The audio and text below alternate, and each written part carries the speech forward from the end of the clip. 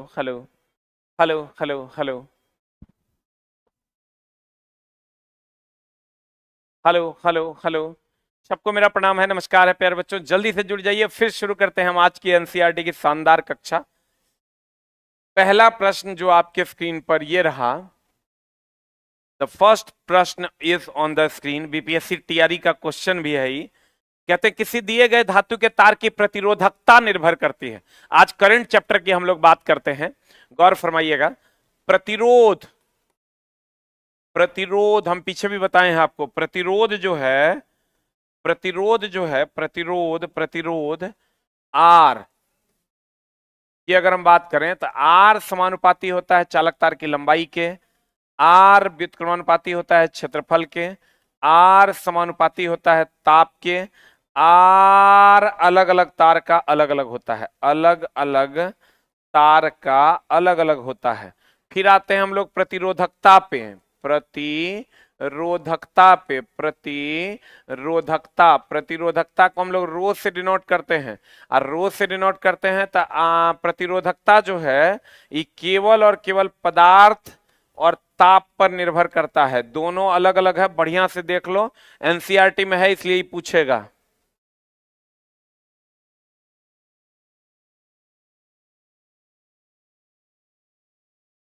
देखो बढ़िया से, एकदम बढ़िया से समझना। प्रतिरोध समानुपाती लंबाई, प्रतिरोध व्युत्क्रमानुपाती क्षेत्रफल, प्रतिरोध समानुपाती ताप, प्रतिरोध अलग अलग तार का अलग अलग। प्रतिरोधकता को रो से डिनोट करते हैं, यह पदार्थ और ताप पर निर्भर करता है। किसी दिए गए धातु के तार की विद्युत प्रतिरोधकता निर्भर करती है, बताओ जल्दी से, लंबाई पर, मोटाई पर, आकृति पर। आकृति में लंबाई मोटाई दोनों आ गया, और पदार्थ की प्रकृति पर इनमें से कोई नहीं। बता आंसर क्या होगा, जल्दी बता, व्हाट इज आंसर। हो, जल्दी बता आंसर क्या हो जाएगा, व्हाट इज आंसर। पदार्थ की प्रकृति पर, पदार्थ की प्रकृति पर निर्भर करता है, पदार्थ की प्रकृति पर निर्भर करता है।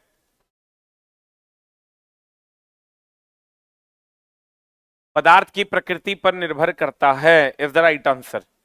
पदार्थ की प्रकृति पर निर्भर करता है, पदार्थ की प्रकृति पर, देखो पदार्थ पर या ताप पर निर्भर करता है आंसर। अगला क्वेश्चन आपके स्क्रीन पर ये रहा,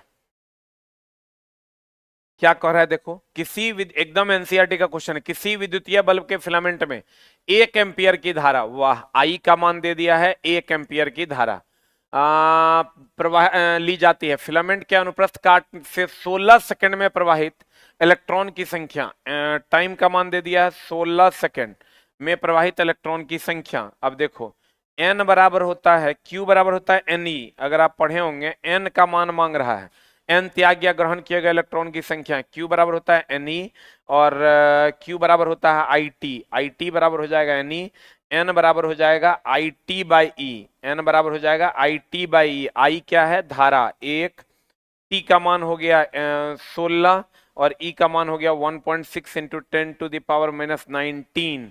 इलेक्ट्रॉन पर का चार्ज होता है 1.6 इंटू 10⁻⁻19 इलेक्ट्रॉन। देख लो एन बराबर आई टी बाई, दोस्त मेरे बढ़िया से देख, एन बराबर क्या होता है, क्यू बराबर आई टी एन ई होता है, और क्यू बराबर आई टी भी होता है। देखो क्यू बराबर बढ़िया से देखो, क्यू बराबर एन ई भी होता है, क्यू बराबर आई टी भी होता है। एन बराबर ये दोनों एल एच एस बराबर है तो आर एच एस बराबर होगा, तो एन ई बराबर आई टी, तो एन बराबर आई टी बाई आई का मान 1 एम्पियर दिया हुआ है, टी का मान 16 दिया है, इलेक्ट्रॉन पर का चार्ज 1.6 19 हो जाएगा। इसको सॉल्व करेंगे कितना आ जाएगा, देखो ये पॉइंट उड़ेगा, पॉइंट उड़ेगा तो यहाँ 10 हो जाएगा, ये ऊपर चल जाएगा, -19 ऊपर जाएगा, +19 1 20, 10 के पावर हो जाएगा 20 इज द राइट आंसर। देखो तो इतना आ रहा है आंसर।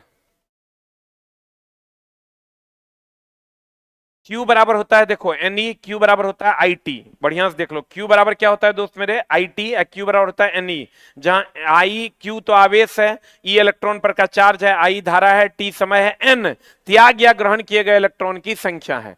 एन जो है ये त्याग या ग्रहण किए गए इलेक्ट्रॉन की क्या है, संख्या है। आंसर Q बराबर आई टी, क्यू बराबर एन ई होता है, तो आई टी बराबर एन ई होता है, एन बराबर आई टी बाई ई होता है। एन त्याग या ग्रहण किया गया इलेक्ट्रॉन की संख्या, प्रवाहित इलेक्ट्रॉन की संख्या इसी को कहते हैं, प्रवाहित इलेक्ट्रॉन की संख्या एन आई टी बाई, आई का मान 1 एम्पियर, टी का मान 16, ई इलेक्ट्रॉन पर का चार्ज जो होता है 1.6 × 10⁻⁻19 इलेक्ट्रॉन। ठीक है, अगला अगला प्रश्न आपके स्क्रीन पर ये रहा, बता दो आंसर क्या होगा। एकदम चला, एनसीईआरटी में यही वर्ड लिखल है। 5 प्रतिरोध जिनके प्रत्येक का प्रतिरोध 1/5 ओम है, उपयोग अधिकतम प्रतिरोध। अब ध्यान से देखना, एक होता है श्रेणी क्रम, एक होता है समानांतर क्रम। आप टीआरई में पलट के देख लीजिएगा, आपको क्वेश्चन मिल जाएगा। श्रेणी क्रम, समानांतर क्रम। श्रेणी क्रम की अगर हम बात करें, इसमें वोल्टेज अलग अलग। श्रेणी क्रम में अगर हम बात करें तो इसमें धारा समान वोल्टेज अलग, धारा समान वोल्टेज अलग। इसमें अगर हम बात करें चला जी, तो इसमें वोल्टेज समान और धारा अलग, वोल्टेज समान धारा अलग। अब बढ़िया से देखो, धारा समान वोल्टेज अलग, इसमें वोल्टेज समान और धारा अलग। अब बढ़िया से देखिएगा, अगर हम बात करें श्रेणी क्रम में धारा समान वोल्टेज अलग, इसमें वोल्टेज समान धारा अलग। अब ध्यान दीजिएगा, श्रेणी क्रम में अगर हम बात करें तो R total is equal to होता है R1 plus R2 plus R3। यहां अगर आर टोटल निकालिएगा तो 1/R टोटल बराबर होता है 1/R1 plus 1/R2 plus 1/R3। ये ध्यान दीजिएगा, इसमें जब हम जोड़ेंगे तो 2 प्लस 3 प्लस 5, तो 5 3 8 2 10, यानी प्रतिरोध जो होगा, ये प्रतिरोध जो होगा ये महत्तम होगा, इसमें प्रतिरोध महत्तम होगा। इसमें जब आप 1/2 1/3 1/5 कीजिएगा तो प्रतिरोध न्यूनतम होगा। प्रतिरोध जो होगा वो न्यूनतम होगा, प्रतिरोध न्यूनतम होगा। चला ये ध्यान रखिएगा, इससे क्वेश्चन पूछवे करेगा। श्रेणी क्रम में क्या क्या है? आमीटर श्रेणी क्रम में होता है, गैल्वेनोमीटर श्रेणी क्रम में होता है। गैल्वेनोमीटर जो होता है, आमीटर और गैल्वेनोमीटर श्रेणी क्रम में होता है। आमीटर श्रेणी क्रम में, गैल्वेनोमीटर श्रेणी क्रम में। उसके बाद आ जाइए आप, फ्यूज श्रेणी क्रम में होता है, फ्यूज श्रेणी क्रम में होता है। एमसीबी श्रेणी क्रम में होता है। समानांतर क्रम की अगर हम बात करें, घर का वायरिंग समानांतर क्रम में है, घर का वायरिंग जो है समानांतर क्रम में है। उसके बाद वोल्ट मीटर जो है ये समानांतर क्रम में लगाया जाता है। ये दुगो पूछा, ये क्वेश्चन बीपीएससी टीआरई का पूछा हुआ क्वेश्चन है। आप पलट के देखिएगा, घर का वायरिंग किस क्रम में होता है? समानांतर क्रम में होता है। श्रेणी क्रम में आमीटर, गैल्वेनोमीटर, फ्यूज, एमसीबी, ये सब श्रेणी क्रम में होता है। घर का वायरिंग और वोल्ट मीटर समानांतर क्रम में होता है। धारा समान, वोल्टेज अलग अलग। R total is equal to R1 plus R2। प्रतिरोध इसमें महत्तम होता है, इसमें प्रतिरोध न्यूनतम होता है। इसमें वोल्टेज समान, धारा अलग अलग होता है। जल्दी से लिख,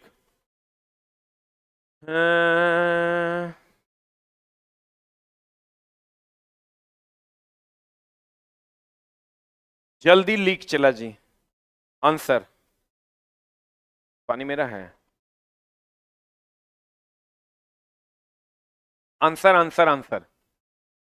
ये कुछ चला क्वेश्चन आपको मिलेगा कि यहां देखिए क्वेश्चन कितना गेम खेल रहा है। क्वेश्चन क्या कर रहा है? एनसीईआरटी चला, हाउ हाउ करके पढ़ने से नहीं होगा, एकदम कॉन्सेप्चुअली और पेशेंस के साथ पढ़ने से होगा। इसको जल्दी से नोट कर लो। ये क्वेश्चन बीपीएससी टीआरई में पूछा था कि घर का वायरिंग किस क्रम में होता है? समानांतर क्रम में होता है। आपको पूछ देगा आमीटर, गैल्वेनोमीटर, फ्यूज, एमसीबी श्रेणी क्रम में होता है। घर का वायरिंग और वोल्ट मीटर समानांतर क्रम में होता है। ये वो चीज जो आपको पूछा था दोस्त मेरे कि वोल्ट मीटर और पोटेंशियोमीटर, बच्चा बड़ा गड़बड़ किया था। बीपीएससी टीआरई 1.0 का क्वेश्चन है। अब वोल्ट मीटर अब पोटेंशियोमीटर, वोल्ट मीटर अब पोटेंशियोमीटर का क्वेश्चन पूछा था। वोल्ट मीटर विभवांतर नापता है, अब पोटेंशियोमीटर विभव नापता है। वोल्ट मीटर विभवांतर नापता है, पोटेंशियोमीटर जो है विभव नापता है। वोल्ट मीटर एकदम चला, बीपीएससी टीआरई का क्वेश्चन है ये, बीपीएससी टीआरई का क्वेश्चन है, एकदम नोट कर लो। वोल्ट मीटर क्या नापता है दोस्त मेरे? विभवांतर नापता है। अब पोटेंशियोमीटर क्या नापता है दोस्त मेरे? विभव नापता है। जल्दी से लिख, जल्दी से। बीएससी का फॉर्म भरने में भी गलत हो गया, फॉर्म भरने में गलत हो गया, ठीक कर दीजिए। अभी तो बीएसएससी में मौका भी दिया है। जल्दी बताइए चला जी। वोल्ट मीटर विभवांतर नापता है, पोटेंशियोमीटर विभव नापता है। वोल्ट मीटर विभवांतर नापता है, पोटेंशियोमीटर विभव नापता है। वोल्ट मीटर जो है ये विभवांतर नापता है, विभव में अंतर नापता है। पोटेंशियोमीटर जो है ये विभव नापता है। जल्दी से देख लो, ये क्वेश्चन बीपीएससी टीआरई का क्वेश्चन है, बढ़िया से एकदम देख लो। प्रतिरोध और प्रतिरोधकता में क्या अंतर है, ये भी क्वेश्चन है। ठीक है, विथ आंसर भी हम अपलोड करवा, ये पूरे का चला एक साथ अपलोड कर देंगे। जल्दी बता, वोल्ट मीटर विभवांतर नापता है, पोटेंशियोमीटर क्या नापता है? विभव नापता है। एक चीज और ध्यान रखिएगा, आमीटर जो है ये धारा नापता है, आमीटर धारा नापता है। गैल्वेनोमीटर जो है धारा की उपस्थिति के बारे में बताता है, गैल्वेनोमीटर धारा की उपस्थिति के बारे में बताता है, धारा की उपस्थिति के बारे में बताता है, धारा की उपस्थिति के बारे में बताता है। अमीटर धारा नापता है, वोल्टमीटर धारा की उपस्थिति, गैल्वेनोमीटर धारा की उपस्थिति के बारे में बताता है। ये भी क्वेश्चन आपको मिलेगा, जल्दी बताओ। कहते हैं अब क्वेश्चन देखो बहुत आसान हो जाएगा, इसको जल्दी से लिख लो फिर हम लोग बात करते हैं। अभी के स्लाइड से दो क्वेश्चन था, एगो घर में आपके बीपीएससी टीआरई का क्वेश्चन है कि घर में, चूंकि एनसीईआरटी का क्वेश्चन है इसलिए टीआरई का भी क्वेश्चन है, घर में वायरिंग किया जाता है समानांतर क्रम में। एगो क्वेश्चन ये पूछा था वोल्टमीटर और पोटेंशियोमीटर का, जल्दी लिख, दोनों ऑप्शन में दे दिया था। हाँ एकदम वेरी गुड, बहुत बढ़िया। अब देखो चला, हमने अभी क्या कहा, 5 प्रतिरोध जिसके प्रत्येक प्रतिरोध इतना है, उपयोग करके अधिकतम प्रतिरोध। जब ये अधिकतम प्रतिरोध की बात करेगा, एक मतलब श्रेणी क्रम में लगाएंगे। अधिकतम प्रतिरोध मतलब श्रेणी क्रम में, श्रेणी क्रम में मतलब आर टोटल निकालना है तो सबको जोड़ देना है, R1 plus R2 dot dot dot dot. R total निकालना है तो 1/5 प्लस 1/5 प्लस 1/5 प्लस 1/5 प्लस 1/5, इसको जोड़ देना है सबको, 5 गो है। 5 प्रतिरोध जिसको प्रत्येक प्रतिरोध 1/5 ओम है को अधिकतम प्रतिरोध, अधिकतम प्रतिरोध मतलब श्रेणी क्रम में, तो आर टोटल बराबर कितना हो जाएगा, ऊपर से लेंगे तो 5, अब 5/5 बराबर हो जाएगा 1 ohm. Is the right answer. देखो आ रहा है ये क्वेश्चन, दो प्रकार से गेम खेल दिया। एक तो तुमको ये पूछ दिया दोस्त मेरे, गौर फरमाना, एक दो बात इसमें क्वेश्चन पूछ दिया, एकदम स्मार्ट क्वेश्चन है। अधिकतम प्रतिरोध अगर मांग रहा है, ओए होए होए, अधिकतम प्रतिरोध अगर कह रहा है इसका मतलब श्रेणी क्रम में, और न्यूनतम प्रतिरोध कहता है समानांतर क्रम में। अधिकतम प्रतिरोध कह रहा है इसका मतलब श्रेणी क्रम में, और न्यूनतम प्रतिरोध कहता था समानांतर क्रम में। अब आंसर बता दो जल्दी से, क्या हो जाएगा, व्हाट इज द आंसर। अगला प्रश्न आपके स्क्रीन पर ये रहा, कुछ चला वन लाइनर्स भी हम आपको पढ़ाएंगे, तैयार रहिए उसके लिए।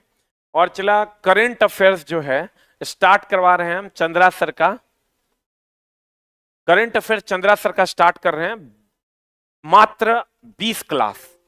आप लोग तैयार हो जाइए उसके लिए। और करंट अफेयर्स स्टार्ट हो रहा है 8 बजे से, 8:10 से करंट अफेयर्स स्टार्ट हो रहा है। और कल से आपका हिंदी भी स्टार्ट हो रहा है।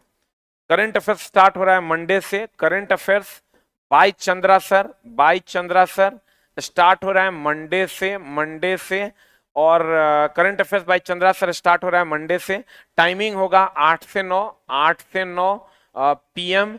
और हिंदी कल से आपका स्टार्ट हो रहा है, जो बच्चे जुड़े हैं अभी अभी, हिंदी कल से आपका 500 क्वेश्चन का स्पेशल डिस्कशन स्टार्ट हो रहा है कल से। आज हो गया बुध, गुरुवार से आपका हिंदी स्टार्ट हो रहा है एकदम। इसके लिए आप तैयार हो जाइए। और चला, जितना भी टीचर से आप पढ़े होंगे, best of the best teacher हम आपको दिए हैं। सिन्हा सर से आप एक बार पढ़ के देखिए, SK सिन्हा सर पढ़ाएंगे आपको एकदम सुपर्ब कंटेंट। और मात्र 500 से 600 क्वेश्चन आपको अभी से एग्जाम तक वो पढ़ाने वाले हैं।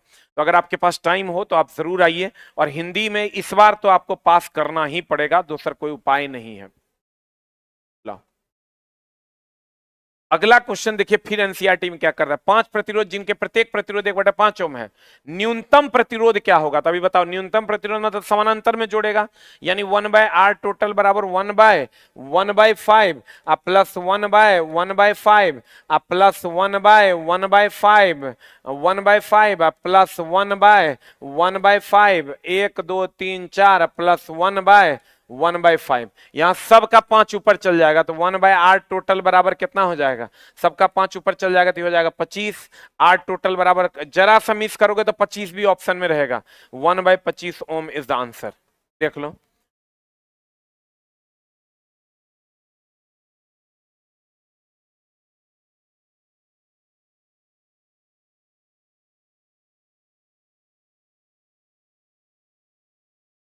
आंसर बता दो जल्दी से, क्या हो जाएगा। हाँ चला जी, सेट स्टार्ट होगा शनिवार से, थोड़ा सा बर्दाश्त करो। R total is equal to 1/25 ohm, R total is equal to 1/25 ohm. शनिवार से लगातार जो है आपको 15 सेट मिलेगा, शनिवार से लगातार आपको 15 सेट मिलेगा। 1/R टोटल बीपीएससी टीआरई 3.0 4.0 दोनों के लिए होगा वो। अगला क्वेश्चन देखिए आपके स्क्रीन पर ये रहा, बता दीजिए आंसर क्या होगा, जल्दी से बता दीजिए आंसर क्या हो जाएगा। व्हाट इज द आंसर, देखो चला, ये एकदम ध्यान रखना, एनसीईआरटी का क्वेश्चन है। क्वेश्चन क्या कहता है, अधिकतम विभव प्राप्त करने के लिए सेलों को श्रेणी में संयोजित उचित चित्र द्वारा निरूपित कीजिए। ये ध्यान रखिएगा, श्रेणी में अगर संयोजित करते हैं, श्रेणी में अगर संयोजित करते हैं तो एक का पॉजिटिव दूसरे का निगेटिव, एक का पॉजिटिव दूसरे का निगेटिव, एक का पॉजिटिव दूसरे का निगेटिव, एक का पॉजिटिव दूसरे का निगेटिव।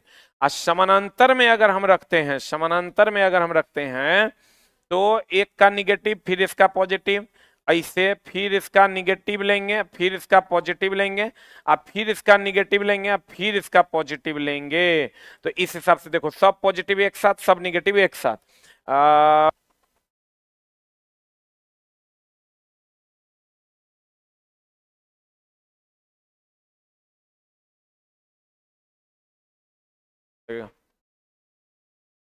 हाँ जी, हाँ जी, हाँ जी, हाँ जी, जल्दी से बता दो क्या हो जाएगा आंसर। कहते हैं देखो, एक का पॉजिटिव दूसरे के निगेटिव से, एक का पॉजिटिव दूसरे के निगेटिव से, एक का पॉजिटिव दूसरे के निगेटिव से, एक का पॉजिटिव दूसरे के निगेटिव से बनेगा। तो दोस्त मेरे जल्दी से बता दो क्या हो जाएगा। चला, ये शुद्ध एनसीईआरटी है, इसी पैटर्न पे सारा सवाल पूछा जाता है। अब इसमें क्या होगा, श्रेणी क्रम में इसमें वोल्टेज बढ़ेगा और समानांतर क्रम में धारा बढ़ेगा। एकदम याद रखना, श्रेणी क्रम में वोल्टेज बढ़ेगा, समानांतर में धारा बढ़ेगा। आंसर बता। हिंदी का टाइम चला, हिंदी का टाइम भी हम आपको बता देंगे फिर से, एकदम आप टेंशन ना ले। अब बताओ कौन उचित रूप से व्याख्या करता है। ये negative positive, negative positive, negative positive. यहां आ जाओ, ये निगेटिव पॉजिटिव, निगेटिव निगेटिव हो गया, छोटका वाला निगेटिव है, ये नहीं होगा। फिर यहां आ जाओ, negative positive, negative negative negative हो गया, तो ये गलत हो गया। यहां आ जाइए, तो साफे गलत है। तो आंसर बता दीजिए, हमको लगता है A for Apple is the right answer. A for Apple is the right answer. और सब करवा देंगे, चलो साइंस के लिए तुम टेंशन नहीं लो, जो बच्चा हमको रेगुलर फॉलो कर रहा है उसके लिए हम जितना कर पाएंगे उससे ज्यादा करेंगे। 12वां क्लास है, 8 क्लास और पढ़ाएंगे एनसीईआरटी का क्वेश्चन, उसके बाद वन लाइनर करवाएंगे, और वन लाइनर भी करवा देंगे पूरा का पूरा, एकदम टेंशन नहीं लो। जल्दी बताओ आंसर। इस श्रेणी क्रम में एक का पॉजिटिव दूसरे का निगेटिव, एक का पॉजिटिव दूसरा का निगेटिव, एक का पॉजिटिव दूसरा का निगेटिव, और समानांतर में सबका निगेटिव एक साथ, सबका पॉजिटिव एक साथ। बैटरी के लिए तो ये सब क्वेश्चन चला आम है, बैटरी के लिए या सेल के लिए ये तो क्वेश्चन सबको पता होगा। रासायनिक ऊर्जा को विद्युत ऊर्जा में, अभी पूछ देगा, तीन है कहना, ये वाला पूछ दिया था, रासायनिक ऊर्जा को विद्युत, वन लाइनर में हम सब इंपॉर्टेंट करवा देंगे। रासायनिक ऊर्जा को विद्युत ऊर्जा में, रासायनिक ऊर्जा को विद्युत ऊर्जा में। बैटरी रासायनिक ऊर्जा को किस ऊर्जा में बदलता है, विद्युत ऊर्जा में। रासायनिक ऊर्जा को विद्युत ऊर्जा में, बैटरी रासायनिक ऊर्जा को कौन ऊर्जा में, विद्युत ऊर्जा में। अगला, निम्नलिखित में से कौन सा वोल्टेज को निरूपित करता है, बता, निम्नलिखित में से कौन सा वोल्टेज को निरूपित करता है, निम्नलिखित में से कौन जो है वोल्टेज को निरूपित करता है। देखो, दो गो प्रश्न चला, पूछा भी है तुमको। एगो V बराबर फॉर्मूला होता है W/Q, एगो E बराबर फॉर्मूला होता है F/Q। देखो, जितना फॉर्मूला लिख रहे हैं इतने याद रखना। एगो P बराबर होता है V² R, एगो P बराबर होता है I²R, एगो P बराबर होता है VI P बराबर V²R I²R, एगो H बराबर फॉर्मूला होता है I²RT। इतने फॉर्मूला पूछता है। और यहाँ V बराबर W और W Q के जगह पर Q बराबर क्या होता है, IT होता है। तो बताओ, निम्नलिखित में वोल्टेज का निरूपण करता है, तो वोल्टेज का निरूपण V for voltage, W for कार्य, Q फॉर आवेश, तो W/Q कह दीजिए, या कह दीजिए W/Q के जगह पर IT कह दीजिए। तो आंसर बता दीजिए जल्दी से क्या हो जाएगा। किया गया कार्य बटा विद्युत धारा गुना समय। आंसर किया गया कार्य बटा विद्युत धारा गुना समय, किया गया कार्य बटा विद्युत धारा गुना समय, किया गया कार्य बटा विद्युत धारा गुना समय। V बराबर हो गया W/Q के जगह पर हो गया IT, E बराबर हो गया F/Q। E है विद्युतीय क्षेत्र की तीव्रता, F बल है, Q आवेश। इतना फॉर्मूला लिख लो, चला, इस पर क्वेश्चन पूछा है तुमको, न्यूमेरिकल भी पूछ दिया है वो। V बराबर हो गया विभव। चला, टेस्ट हम इसलिए नहीं दे रहे हैं कि टेस्ट प्रॉपर वे में जब तक तैयार नहीं होगा, शनिवार से पहला टेस्ट होगा, कल हम इसका अनाउंस करेंगे। W बराबर हो गया कार्य, E हो गया विद्युतीय क्षेत्र की तीव्रता, E जो है विद्युतीय क्षेत्र की क्या है, तीव्रता है, और I क्या है, धारा है, I क्या है, धारा है, P क्या है, पावर है, P जो है पावर है, P पावर है, पावर है मतलब शक्ति है, और R प्रतिरोध है, R क्या है दोस्त मेरे, प्रतिरोध है, V क्या है, वोल्टेज है। इतना सवाल इस सवाल इससे पूछेगा, जल्दी से देख लो। V बराबर W by Q, W by I T, E बराबर एफ बाई क्यू, P बराबर V square by R, I square R, V I, और H बराबर आई स्क्वायर आर टी। इतना से सवाल पूछेगा। V बराबर W by Q, W by Q के जगह पर होगा आई टी, चूंकि एक सवाल इसका दे दिया है एनसीईआरटी में, इसलिए हम इस सारा आपको बता दिए, यहां से क्वेश्चन पूछे जा सकते हैं। एक रोज इससे पहले भी हम ये चीज हाईलाइट किए थे। आंसर बताओ जल्दी से। मेरी जिंदगी है आंसर। अगला प्रश्न आपके स्क्रीन पर ये रहा। अगला प्रश्न जल्दी से इसको नोट कर लो, चला यहां से क्वेश्चन पूछेगा, फिर बाद मैंने कहा कि सर पूछ दिया। लंबाई एक तथा एक समान अनुप्रस्थ काट के क्षेत्रफल ए के किसी बेलनाकार चालक का प्रतिरोध आर है। लंबाई यहाँ एल होगा, एक नहीं होगा, एल। समान पदार्थ के किसी अन्य चालक प्रतिरोधकता से क्वेश्चन तुमको पूछा है, जिसकी लंबाई 27 है, 12 है। यहाँ चला थोड़ा सा गलत गड़बड़ है, जिसकी लंबाई 12 है, हमको एनसीईआरटी चला यादें है, हो सकता है अब 27 तो कभी नहीं होगा। तथा प्रतिरोध आर के अनुप्रस्थ काट का क्षेत्रफल क्या है। समान पदार्थ के किसी अन्य चालक जिसकी लंबाई 12 तथा प्रतिरोध आर के अनुप्रस्थ काट का क्षेत्रफल क्या होगा। देखो आर बराबर फॉर्मूला होता है, चला हमको डेटा का मिसमैच लग रहा है, रो एल बाय ए बराबर हो जाएगा रो एल बाय आर। अब क्वेश्चन कह रहा है कि जब एल हो और जब ए हो तब आर हो, और आर हो तो समान पदार्थ। अब मान लो नया जो दे रहे हैं हम A1 वो समान पदार्थ का, समान पदार्थ का है मतलब, समान पदार्थ का मतलब रो सेम होगा, और एल के जगह पर दे रहा है 12 है। अब प्रतिरोध आर ए है, तो आर ए है तो कितना हो जाएगा 2 रो एल बाय आर। तो रो एल बाय आर को हम ए लिख सकते हैं, तो ये हो जाएगा 2a। 2 rho L by are को हम लोग क्या लिख सकते हैं 2a। 2 rho L by are को क्या लिख सकते हैं 2a। इतना आ रहा है, देखो तो आंसर देखो तो इतना आ रहा है। यहां चला एल हो जाएगा, यहां 2l हो जाएगा, प्रिंटिंग एरर है। देखो लंबाई एल तथा समान अनुप्रस्थ काट के क्षेत्रफल ए के किसी बेलनाकार चालक का प्रतिरोध आर है, बहुत बढ़िया बात है। लंबाई एल आर ए है, एल आर ए है। अब कह रहा है समान पदार्थ के किसी अन्य चालक जिसकी लंबाई 12 तथा प्रतिरोध आर है कि अनुप्रस्थ काट का क्षेत्रफल क्या होगा। समान लंबाई का ई है तो 12 और ये रो ई आर, तो 12 हो गया, 2 बाहर आ जाएगा, रो एल बाय आर, यानी 2a is the right answer. 2a is the right answer. Answer कितना हो जाएगा 2a। अब प्रतिरोधकता हम बोले हैं किस पर निर्भर करता है, प्रतिरोध तो सब चीज पर निर्भर करता है, प्रतिरोधकता केवल पदार्थ और ताप पर निर्भर करता है। प्रतिरोधकता केवल पदार्थ और ताप पर निर्भर करता है। हाँ एकदम चला, इंपॉर्टेंट भी करवा देंगे, वन लाइनर्स भी करवा देंगे, कुछ कुछ जो एकदम महा भी आए हैं एकदम करवा देंगे, आप टेंशन नहीं लीजिए। चला जी साइंस हम उतना करवा देंगे। अगर बच्चा अब बीच में पता चला तीसरे चौथे क्लास से फॉलो करोगे, 5वां छोड़ दोगे, 8वां छोड़ दोगे, 9वां छोड़ दोगे, तो नहीं हो पाएगा, इसमें हम कुछ नहीं कर सकते। अगर आप रेगुलर फॉलो कीजिएगा तो काम हो जाएगा, अगर आप रेगुलर फॉलो कीजिएगा तो आपका काम हो जाएगा। कहते हैं प्रतिरोधकता में कब परिवर्तन नहीं होता, बता जल्दी से। प्रतिरोधकता जो है हम बोले हैं, प्रतिरोधकता एनसीईआरटी का क्वेश्चन है, चला इस मेरा एगो चलवा इसमें एकदम क्लोज चलवा था, मेरे से पढ़ रहा था, प्रतिरोध प्रतिरोधकता में चला गलती करके आया बीपीएससी तैयारी में। प्रतिरोधकता जो है केवल और केवल पदार्थ पर निर्भर करता है और केवल ताप पर निर्भर करता है। अब बताओ पदार्थ परिवर्तन होने पर प्रतिरोधकता कब परिवर्तित नहीं होगा। पदार्थ के परिवर्तन से हो जाएगा, ताप के परिवर्तन से हो जाएगा, आकृति के परिवर्तित होने पर नहीं होगा।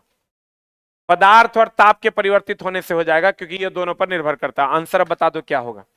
आकृति पर निर्भर नहीं करता है प्रतिरोधकता, आंसर बताओ। इसका क्वेश्चन कहां मिलेगा एगो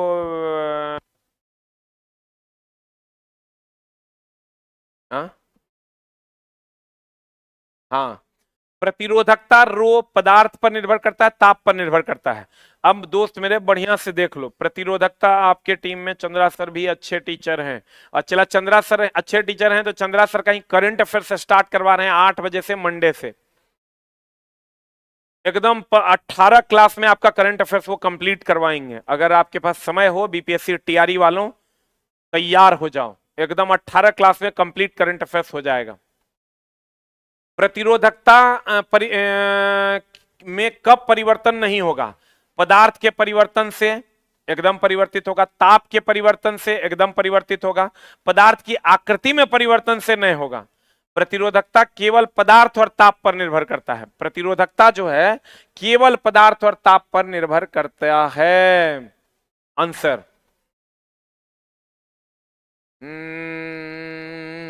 मेरी जिंदगी एगो टीचर के लिए।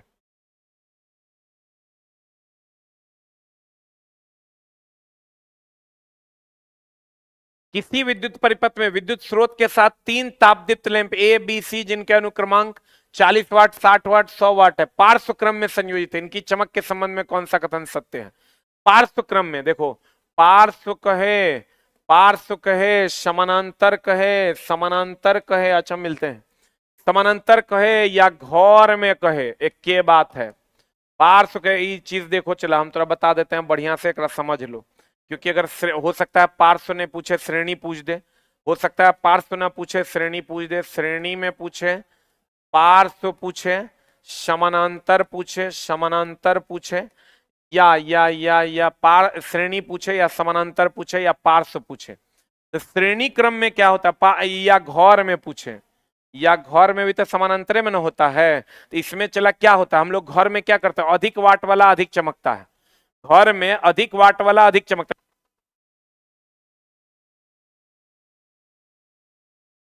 पार्श्व क्रम में, समानांतर क्रम में, घौर में अधिक वाट वाला अधिक चमकता है, अधिक वाट वाला अधिक चमकता है, अधिक वाट वाला अधिक चमकता, अधिक वाट वाला अधिक चमकता है, अधिक वाट वाला अधिक चमकता है। श्रेणी क्रम में उल्टा होता है, इसमें कम वाट वाला ज्यादा चमकता है, कम वाट वाला अधिक चमकता, कम वाट वाला अधिक चमकता, कम वाट वाला अधिक चमकता। देखो पार्श्व क्रम में या समानांतर क्रम में या घौर में अधिक वाट वाला अधिक चमकेगा, श्रेणी क्रम में कम वाट वाला अधिक चमकेगा, कम वाट वाला क्या होगा, अधिक चमकेगा।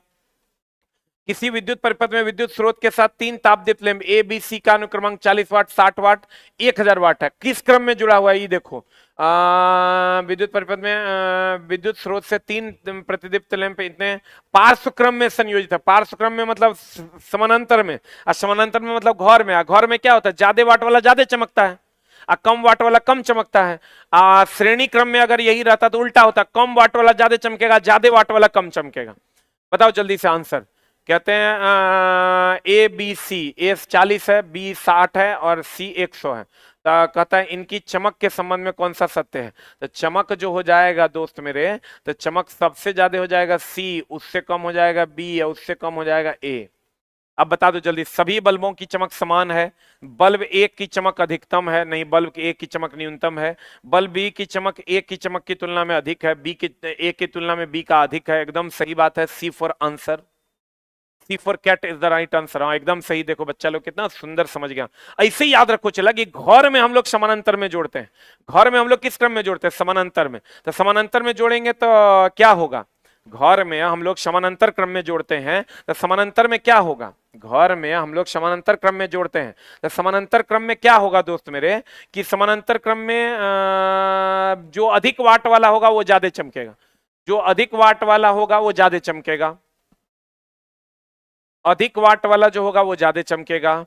अगला आंसर श्रेणी में उल्टा होता है, कम वाट वाला ज्यादा चमकता है। कोई विद्युत केतली इतना वोल्ट पर प्रचालित होकर इतना किलोवाट की विद्युत शक्ति उपयोग करता है, इसके लिए किस, यही देखो क्वेश्चन, कितना एम्पियर का फ्यूज तार लगाना चाहिए? वोल्टेज दे दिया तुमको 220 वोल्ट, इतना किलोवाट की शक्ति पी दे दिया तुमको 1 किलोवाट, इसके लिए किस अनुपातांक का फ्यूज, आई निकालना है, आई बराबर वाट, P बराबर होता है वी आई, P बराबर फॉर्मूला होता है V square by R, P बराबर फॉर्मूला होता है आई स्क्वायर आर।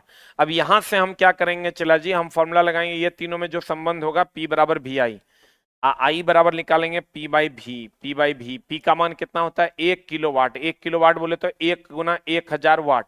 अब बट्टा भी का मान हो गया 220, इसको सॉल्व कर दीजिए तो कितना आता है, जल्दी बताइए कितना आ रहा है, जल्दी बताओ। 1010 गया, अब 22 चौका 88, अब बच गया 12, 12 पर 1 0, 120 पंचे 4.5, 4.5 के आसपास आएगा। तो कह रहा है फ्यूज के तार का उपयोग, इससे जस्ट ज्यादा वाला फ्यूज का तार लगाएंगे जिससे फ्यूज ना होगा 5 एम्पियर, इससे जस्ट ज्यादा वाला फ्यूज का तार लगाएंगे जो फ्यूज नहीं होगा। जितना हमको करंट आया है आई बराबर पी बाई भी, जितना करंट आया इससे थोड़ा ज्यादा वाला फ्यूज का तार लगाएंगे, फ्यूज नहीं होगा। चला फ्यूज का क्वेश्चन पूछेगा, ये एकदम ध्यान रखना, फ्यूज का क्वेश्चन तोरा पूछवे करेगा। फ्यूज का जो क्वेश्चन है ये तोरा दोस्त पूछवे करेगा, फ्यूज का जो क्वेश्चन है, फ्यूज का जो क्वेश्चन है ये पूछवे करेगा, फ्यूज का जो क्वेश्चन है ये पूछवे करेगा, एक बढ़िया से देख लो। फ्यूज सबसे पहले तो ये श्रेणी क्रम में होता है, दूसरा एनसीईआरटी में क्वेश्चन है, ये अधिकतम धारा के विरुद्ध काम करता है, अधिकतम धारा के विरुद्ध काम करता है, ये सीसा और टीन का मिश्रण होता है, सोल्डर भी चला सीसा और टीन का मिश्रण होता है, और ये श्रेणी क्रम में होता है, इसका उच्च प्रतिरोध होता है, उच्च प्रतिरोध होता है, और इसका निम्न गलनांक होता है, इसका निम्न गलनांक होता है। अगर दोनों चुनने के लिए दे तो दोनों आंसर, कोई एक तो चुनने तुमको देगा नहीं। फ्यूज का प्रतिरोध उच्च और गलनांक निम्न होता है, श्रेणी क्रम में होता है, इसकी क्षमता को एम्पियर में नापते हैं, इसकी क्षमता को किसमें नापते हैं, एम्पियर में। फ्यूज श्रेणी क्रम में होता है, अधिकतम धारा देता है, सीसा और टीन का मिश्रण होता है, सोल्डर भी सीसा और टीन का मिश्रण होता है, उच्च प्रतिरोध निम्न गलनांक और क्षमता एम्पियर में होता है। एक क्वेश्चन यहां से पूछवे करेगा।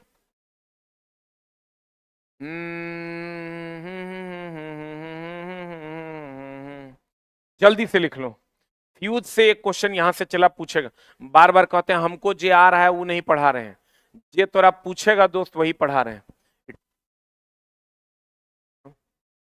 कहते हैं फ्यूज श्रेणी क्रम में होता है, अधिकतम धारा सीसा और टीन का मिश्रण होता है, उच्चतम प्रतिरोध निम्न गलनांक और क्षमता एम्पियर में व्यक्त की जाती है। क्षमता किसमें व्यक्त की जाती है दोस्त मेरे, एम्पियर में व्यक्त की जाती है। जल्दी से लिख लो, एकदम ही पूछवे करेगा। फ्यूज श्रेणी क्रम में अधिकतम धारा सीसा और टीन का मिश्रण, सोल्डर भी सीसा और टीन का मिश्रण, उच्च प्रतिरोध निम्न गलनांक और क्षमता किसमें होता है, एम्पियर में।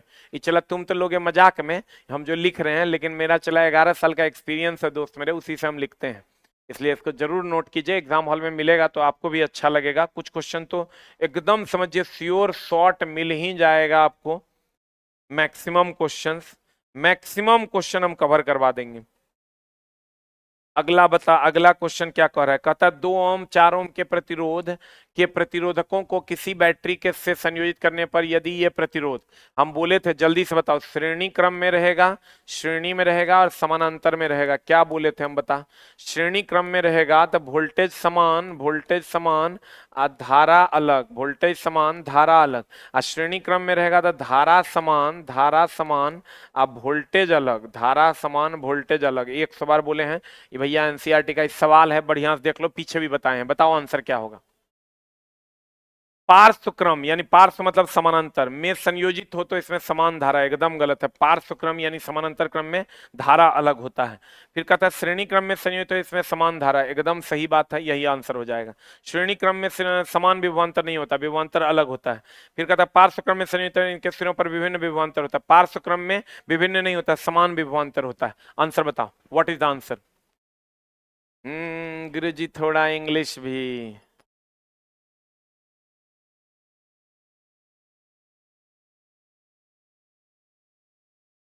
चला सबके लिए है, ये एनसीईआरटी है, सारे एग्जाम का नाना कह सकते हैं आप इसको। जल्दी से बता दो आंसर क्या हो जाएगा, what is the answer, what is the answer. अगला प्रश्न जल्दी से बता दो आंसर क्या हो जाएगा, व्हाट इज द आंसर। चला जी, विद्युत शक्ति का मात्रक इस प्रकार से व्यक्त किया जा सकता है, विद्युत शक्ति का मात्रक किस प्रकार से व्यक्त किया जाता है? देखो, वोल्ट एम्पियर, किलोवाट घंटा, वाट सेकेंड, जूल सेकेंड। बताओ क्या होगा आंसर? P बराबर होता है VI, P बराबर होता है V²/R।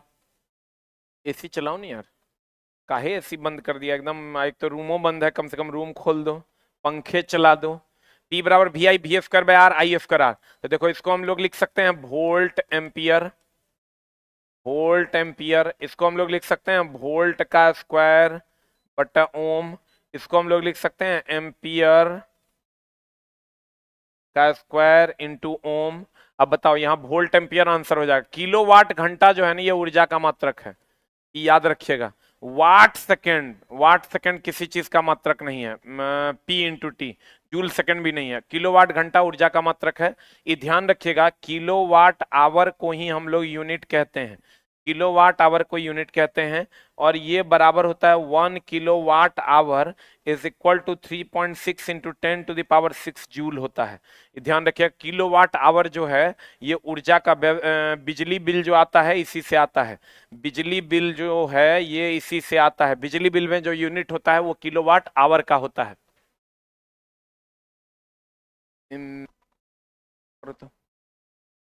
ई बराबर देख लो, किलोवाट घंटा यूनिट है ये बिजली बिल के लिए। 1 किलोवाट आवर बराबर 3.6 जूल।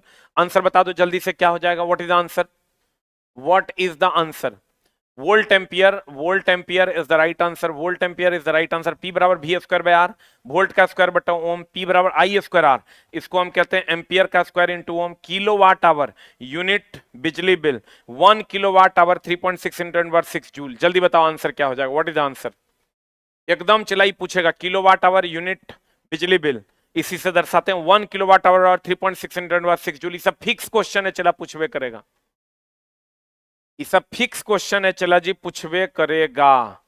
आंसर, विद्युत शक्ति का मात्रक इस प्रकार भी व्यक्त किया जा सकता है।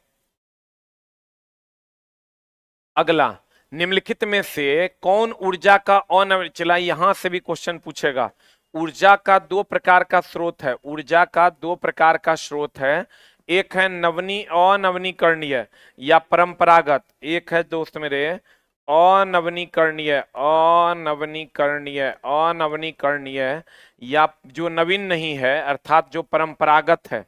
और एक है नवनीकरणीय जो नया है, नवनीकरणीय, नवनीकरणीय जो नया है, नया है मतलब गैर परंपरागत है, गैर परंपरागत है। अब देख लो बढ़िया से, परंपरागत जो है वैसा स्रोत जो समाप्त होने वाला है, जो समाप्त होने वाला है।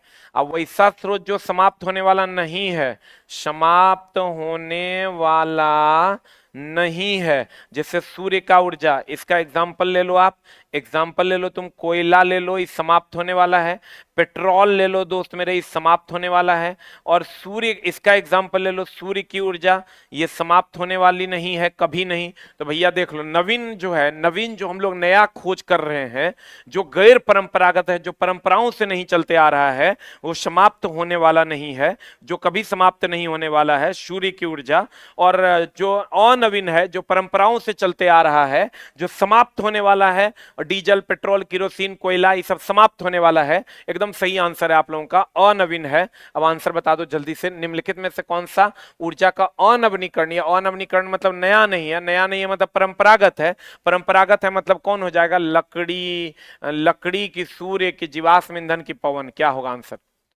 जो निम्नलिखित में से कौन सा ऊर्जा अनवनीकरणीय स्रोत है जो समाप्त होने वाला है? बताओ आंसर क्या होगा? लकड़ी की, सूर्य की, जीवाश्म ईंधन की, पवन। आंसर बता, जल्दी बता। लकड़ी चला, जब तक जीवन है तब तक लकड़ी रहेगा। जीवाश्म ईंधन यानी कोयला इसको कहते हैं, यह समाप्त होने वाला है। जब तक जीवन है तब तक पेड़ रहेगा, पेड़ है तो लकड़ी रहेगा। बहुत सारे लोग ए मार दिए होंगे। जब तक जीवन है तब तक लकड़ी है क्योंकि पेड़ है तो लकड़ी रहबे करेगा। जीवाश्म ईंधन यानी कोयला समाप्ति की ओर है। ये ऊर्जा का अनवीनीकरणीय या परंपरागत स्रोत है। ये ऊर्जा का अनवीनीकरणीय या परंपरागत स्रोत है। ये ऊर्जा का अनवीनीकरणीय या परंपरागत स्रोत है। ये ऊर्जा का अनवीनीकरणीय या परंपरागत स्रोत है। ये ऊर्जा का अनवीनीकरणीय परंपरागत जो समाप्त होने वाला है, नवीन जो समाप्त नहीं होने वाला है, सूर्य की ऊष्मा, पवन ऊर्जा, उसके बाद भूतापीय ऊर्जा, ये सब कभी समाप्त ना होने वाली ऊर्जा है। लेकिन कोयला, डीजल, पेट्रोल ये सब समाप्त होने वाला है, अनवीन है। अगला प्रश्न, अम्लीय वर्षा होने का कारण है H2SO4, SO2 और H2O। ये चला क्वेश्चन फिक्स है, पूछवे करता है। अम्लीय, ये सब क्वेश्चन इसलिए भी पूछता है ना दोस्त मेरे, क्योंकि एनसीईआरटी में दिया है। अम्लीय वर्षा, इसका जो है ध्यान रखिएगा, SO2 एंड NO2 से अम्लीय वर्षा होता है। इसका पीएच मान जो है 7 से कम होता है। पीएच मान लगभग 5.5 के बराबर होता है। बता आंसर क्या हो जाएगा, व्हाट इज द आंसर। सूर्य वायुमंडल के ऊपरी परतों पर तप्त करना आरंभ कर देता है। जीवाश्म ईंधन के जलने पर कार्बन, नाइट्रोजन और सल्फर के ऑक्साइड मुक्त होते हैं। बादलों में घर्षण के कारण विद्युत उत्पन्न होता है। पृथ्वी के वायुमंडल में अम्ल होता है। बता आंसर क्या होगा, व्हाट इज द आंसर, जल्दी बता, अब मार देगा आंसर।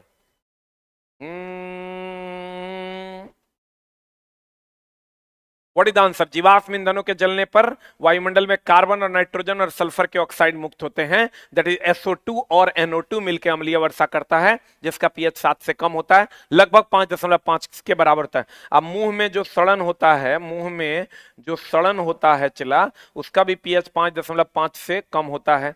मुंह में जो सड़न होता है इसलिए क्योंकि मुंह अम्लीय होता है। मुंह में जो सड़न होता है इसलिए क्योंकि मुंह अम्लीय होता है। अगला, जलवायु संयंत्र में, जलवायु संयंत्र में, जलवायु संयंत्र में, जलवायु संयंत्र में बताओ क्या होगा आंसर। जलवायु संयंत्र में संचित जल, जल विद्युत संयंत्र में संचित जल की स्थितिज ऊर्जा विद्युत में रूपांतरित होती है। संचित जल की गतिज ऊर्जा स्थितिज ऊर्जा में रूपांतरित होती है। जल से विद्युत निष्कर्षित की जाती है। विद्युत प्राप्त करने के लिए जल को भाप में रूपांतरित किया जाता है। आंसर बताओ क्या हो जाएगा, व्हाट इज द आंसर, जल्दी बता। सर आपसे साइंस पढ़ने के बाद माइंड एकदम फ्रेश हो जाता है, जल्दी बता। संचित जल, देखो जल विद्युत संयंत्र में बांध होता है। अब बांध में आपको पता है स्थितिज ऊर्जा होता है। स्थितिज ऊर्जा को विद्युत ऊर्जा में बदला जाता है। स्थितिज ऊर्जा को विद्युत ऊर्जा में बदला जाता है। आपको कहेगा बांध में कौन सी ऊर्जा, स्थितिज ऊर्जा। स्प्रिंग में कौन सी ऊर्जा, स्थितिज ऊर्जा। ये स्थितिज ऊर्जा गति ऊर्जा का क्वेश्चन पूछेगा। जकरा में हाइट होगा स्थितिज ऊर्जा, जकरा में गति होगा गति ऊर्जा, जकरा में दोनों होगा दोनों ऊर्जा, जकरा में दोनों में से कुछ नहीं होगा कोई ऊर्जा नहीं। लेकिन ये सब फालतू का क्वेश्चन है। तुमको एक लाइन पूछेगा, बांध में कौन ऊर्जा, बांध में कौन ऊर्जा, कहेंगे स्थितिज ऊर्जा। बांध के पानी में स्थितिज ऊर्जा। स्प्रिंग में कौन सी ऊर्जा, स्थितिज ऊर्जा। इसका प्रॉपर वे में ध्यान रखिएगा। अगला क्वेश्चन है, ऊर्जा का अंतिम स्रोत कौन है। आय हाय हाय हाय, ऊर्जा का एकदम अंतिम स्रोत। और आज चला ऊर्जा का अंतिम स्रोत कौन है, जूल। जूल ऊर्जा का स्रोत है भैया। जूल ऊर्जा का अंतिम स्रोत है कि सूर्य है कि यूरेनियम है कि जीवाश्म ईंधन है, बताओ। जूल तो ऊर्जा का ऐसा ही मात्रक है, ऊर्जा का ऐसा ही मात्रक है जूल, ऊर्जा का ऐसा ही मात्रक है जूल। अब कह रहा है सूर्य, सूर्य सूर्य सूर्य अक्षय ऊर्जा का स्रोत इसको कहते हैं। अक्षय ऊर्जा स्रोत जो कभी ना नष्ट होने वाला हो। अक्षय ऊर्जा स्रोत जो है वो सूर्य है। अक्षय ऊर्जा स्रोत जो है ये सूर्य है। अक्षय मतलब एकदम कभी ना नष्ट होने वाला। प्रत्यक्ष ऊर्जा स्रोत भी यही है। प्रत्यक्ष ऊर्जा स्रोत भी यही है। दोस्त मेरे, हमारी टीम सिर्फ और सिर्फ कंटेंट के लिए प्रतिबद्ध है और हम सिर्फ आपको एग्जाम ओरिएंटेड कंटेंट पढ़ाएंगे। बाकी हम लोगों को कुछ नहीं आता है दोस्त मेरे, कि किसी भी प्रकार का हम थोड़ा शायरी सुना दें, फलना कर दें, चिलना कर दें। मेरे चैनल पे ये सब चीज स्ट्रिक्टली प्रोहिबिटेड है, कोई नहीं कर सकता है। ना ही मेरे चैनल पे कोई किसी को सब्सक्राइब करने, शेयर करने बोल सकता है। मेरे चैनल पे सिर्फ टीचर को कंटेंट देना है। मेरा मानना है कंटेंट देंगे, बच्चों का रिजल्ट होगा। एक बच्चे से दूसरे बच्चे आएंगे, दूसरे बच्चे से तीसरे बच्चे आएंगे और अपने आप हमारा सिस्टम बड़ा होते चला जाएगा। बताओ जल्दी से, अक्षय ऊर्जा का स्रोत, प्रत्यक्ष ऊर्जा स्रोत, कभी ना नष्ट होने वाला स्रोत। बताओ आंसर इसका क्या होगा, व्हाट इज द आंसर, क्या होगा जल्दा। ऊर्जा का अंतिम स्रोत क्या है, सूर्य है। यूरेनियम, यूरेनियम चला नाभिकीय रिएक्टर में हम लोग यूज करते हैं। नाभिकीय रिएक्टर में, नाभिकीय, कुछ चला एकदम वन लाइनर भी हम आपको पढ़ाने वाले हैं। नाभिकीय रिएक्टर में जो है, नाभिकीय रिएक्टर में हम लोग यूज करते हैं यूरेनियम को। जीवाश्म ईंधन तो हो गया कोयला। जीवाश्म ईंधन की उम्र का पता, इसकी उम्र का पता, इसकी उम्र का पता, जीवाश्म ईंधन की उम्र का पता महा भी आए। जीवाश्म ईंधन की उम्र का पता कार्बन 14 पद्धति से लिया जाता है। जीवाश्म ईंधन की उम्र का पता कार्बन 14 पद्धति से लिया जाता है। महा भी आए, जीवाश्म ईंधन की उम्र का पता कार्बन 14 पद्धति। हम चला पूरा साइंस तुम्हारा कंप्लीट कर देंगे। और अब करंट अफेयर्स और हिंदी हम चला 18 क्लास लगा रहे हैं। 10 जून से तुम्हारा जो एग्जाम होना है तब तक 18 से 20 क्लास हमको मिल रहा है। और 18 से 20 क्लास मान के चलो, 20 क्लास में करंट अफेयर्स और हिंदी कंप्लीट करवा देंगे।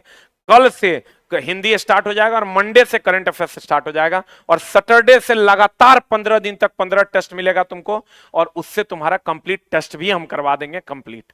आंसर बताओ, आंसर बताओ। यूरेनियम की बात करें, नाभिकीय रिएक्टर में ईंधन के रूप में यूज करते हैं। जीवाश्म ईंधन में कोयला होता है। इसकी उम्र कार्बन 14 से निकाली जाती है। ऊर्जा जूल का मात्रा का, सूर्य अक्षय ऊर्जा का स्रोत है, प्रत्यक्ष ऊर्जा का स्रोत है। 1% मात्र जो है प्रकाश संश्लेषण में पौधे इसका उपयोग करते हैं। नाभिकीय ऊर्जा उपयोग में प्रयुक्त समस्या यह है, नाभिकीय ऊर्जा का उपयोग करने में प्रयुक्त समस्या, जैसे न्यूक्लियर रिएक्टर का उपयोग करने में प्रमुख समस्या क्या है? बताइए क्या है, बताइए। नाभिक को विखंडित कैसे करें, अभिक्रिया का सतत कैसे बनाएं, उपयोग के पश्चात ईंधन को सुरक्षित, नाभिकीय ऊर्जा को विद्युत ऊर्जा में कैसे बदलें? क्या होगा आंसर, जल्दी बता। उपयोग के पश्चात ईंधन को सुरक्षित कैसे करें, क्योंकि चला इससे अल्फा बीटा और गामा निकलता है। आइए को चीज ध्यान रखिएगा, नाभिकीय ऊर्जा जब हम लोग जनरेट करते हैं, नाभिकीय ऊर्जा जब जनरेट करते हैं नाभिकीय रिएक्टर से, नाभिकीय रिएक्टर से, नाभिकीय रिएक्टर से, और ये द्रव्यमान ऊर्जा को ऊष्मा में बदलता है। ये ध्यान रखिएगा, ये द्रव्यमान ऊर्जा को, द्रव्यमान ऊर्जा को ऊष्मा ऊर्जा में बदलता है, ऊष्मा ऊर्जा में बदलता है। और ये काम करता है E बराबर MC स्क्वायर से। ये काम करता है दोस्त मेरे E बराबर MC स्क्वायर पर, E बराबर MC स्क्वायर पर। वन लाइनर जो करवाएंगे, चलो अभी तो 12 क्लास हुआ, 8 क्लास और हमको पढ़ाने दो, बढ़िया बढ़िया क्वेश्चन, यानी 8 दूनी 16, 160 क्वेश्चन। और उसके बाद हम तुमको वन लाइनर करवा, बहुत सारा बायोलॉजी भी करवा देंगे इसी दौरान, और बहुत सारा केमिस्ट्री भी करवा देंगे, सब A to Z मिक्स करवा देंगे। वन लाइनर भी हम आपको करवा देंगे, ताकि मेरे तरफ से कोई दिक्कत ना हो कि आपने नहीं पढ़ा है। हाँ, जो बच्चा रेगुलर क्लास नहीं करता है, आधा घंटा बाद जुड़ता है, 40 मिनट बाद जुड़ता है, आज किया कल नहीं किया, फिर हम नहीं जानते हैं, फिर हमारा कुछ नहीं बोलना एक लाइन के बाद। अगर आप रेगुलर क्लास कीजिएगा तभी हम आपका काम कर पाएंगे। आंसर बता दो क्या हो जाएगा। उपयोग के बाद ईंधन को सुरक्षित रखना, क्योंकि चला उससे निकलता है अल्फा बीटा और गामा किरण, जो कैंसर जैसा रोग देता है। आंसर बता। कहते हैं नाभिकीय रिएक्टर द्रव्यमान ऊर्जा को ऊष्मा ऊर्जा में बदलता है। E बराबर MC स्क्वायर। E बराबर MC स्क्वायर कौन दिया था दोस्त? आइंस्टाइन ने दिया था। E बराबर MC स्क्वायर कौन दिया था? आइंस्टाइन ने। सौर कुकर में कौन सा भाग पौधा घर प्रभाव के लिए उत्तरदायी है? बताओ आंसर। पौधा घर प्रभाव हुआ ग्रीन हाउस इफेक्ट, बताओ कौन उत्तरदायी है, जल्दी बता, जल्दी बताओ। कांच की सीट, चलाओ बॉक्स के भीतर काली परत, दर्पण, सौर कुकर का बाहरी आवरण की कांच का सीट। ग्रीन हाउस प्रभाव में क्या होगा आंसर, जल्दी बता। एक की भी किसी, कांच की seat is the right answer. Green house प्रभाव में आप कहेगा इसके लिए गैस कौन सा, तो कहिएगा CO2। इसके लिए गैस कौन सा हो गया, आइए इस, हाँ, इसके लिए गैस कहेगा कौन सा, तो कहेंगे CO2। कांच की सीट, और इसके लिए गैस कौन सा कहेगा, तो CO2। ये ध्यान रखिएगा, CO2 is the right answer. आइए चला ध्यान रखिएगा, CO2 के बारे में क्वेश्चन बताओ तो। लेमन सोडा, फिश सोडा में कौन सी गैस, जितना सोडा है पीने वाला, लेमन सोडा, फिश सोडा, जितना सोडा है सब में कौन सी गैस? एगो है हाइड्रोजन, दूसरा है O2, तीसरा है CO2, तीसरा है CO2। आंसर बता क्या हो जाएगा, तीसरा है CO2। ये पहला ऑप्शन है, ये दूसरा ऑप्शन है, ये तीसरा ऑप्शन, बता। आज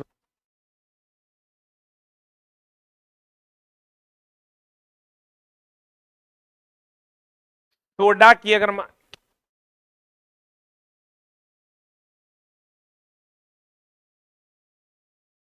बताओ, सोडा में कौन सी गैस, महा VVI चला पूछवे करता है। सोडा में CO2, और CO2 की अगर हम बात करें तो इसमें चला जी जितना सोडा है सब में CO2 लगाया जाता है, जितना सोडा है सब में CO2 लगाया होता है। और सोडा हमेशा ध्यान रखिएगा द्रव में गैस का मिश्रण है, सोडा जितना भी है वो द्रव में गैस का मिश्रण है, सोडा जितना भी है वो द्रव में गैस का मिश्रण है, सोडा जितना भी है सब द्रव में गैस का मिश्रण है, सोडा जितना है वो द्रव में गैस का मिश्रण। ज्योग्राफी बिहार स्पेशल होगा, सर बोले होंगे अगर आप ज्योग्राफी का क्लास 8:07:15 में अभी स्टार्ट होगा 2 मिनट के बाद। तो अगर अब देखो चला हम आपको शेड्यूल बताते हैं कल से, ये नोट कर लो, अगर तुमको लगे कि हम सही कंटेंट दे रहे हैं तो वेलकम है आपका। कल से 500 क्वेश्चन कह दो जमाने से कि 500 क्वेश्चन हिंदी का लेकर आ रहे हैं हम, और हमारी टीम 500 क्वेश्चंस लेकर आ रही है हमारी टीम आपकी सेवा में हिंदी का। SK सिन्हा सर पढ़ाएंगे मेरे दोस्त, आप पढ़ के देख लीजिएगा, नहीं समझ में आएगा अगले दिन से नहीं पढ़िएगा। डेली 20 क्वेश्चन आपको करवाएंगे, संडे टू संडे ये क्लास चलेगा, संडे टू संडे बिल्कुल फ्री क्लास है, एक बार करके आप देख लीजिए। कल से 6:05 में ये क्लास स्टार्ट हो जाएगा। Sunday to Sunday, Sunday to Sunday आपको ये क्लास मिल जाएगा, अगर आपके पास समय हो तो आप वेलकम हैं।